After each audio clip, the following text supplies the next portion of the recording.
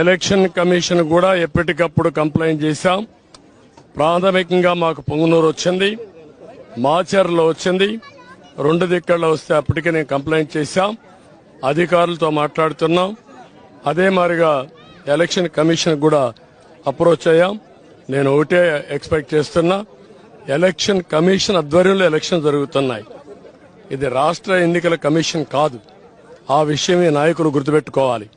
ఎవరైనా ఒకటే కోరుతున్నా, ప్రజాస్వామ్యంలో ప్రజాస్వామ్యాన్ని అపహాస్యం చేయాలని ప్రయత్నం చేస్తే మాత్రం ఎట్టి పరిస్థితుల్లో మా కార్యకర్తలు కూడా గమనుండరు. జెన్యూన్ గా లా అండ్ ఆర్డర్ ప్రకారం మీరు ఓట్లేయండి. ప్రజా అభిష్టం నెరవేరాలి, దానికి మేము కట్టుబడి ఉంటాం.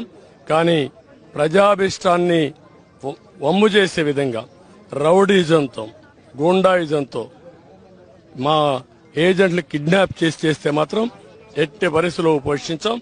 ఎలక్షన్ కమిషన్ డిమాండ్ చేస్తున్నాం, పోలీస్ అధికారులు డిమాండ్ చేస్తున్నాం. ఎక్కడా అవాంఛనీయ సంఘటనలు జరగకుండా కాపాడవలసిన బాధ్యత మీది. ప్రతి ఒక్కరి వ్యక్తికి స్వేచ్ఛ ఉంది, స్వేచ్ఛగా ఓటేయాలి. ప్రతి ఒక్క రాజకీయ పార్టీకి స్వేచ్ఛ ఉంది, వాళ్ళ ఏజెంట్లు పెట్టుకునే హక్కు ఉంది. వాళ్ళ ఏజెంట్లు అలో చేయాలి, మీరే ప్రొటెక్ట్ చేయాలి. అది మీ బాధ్యత.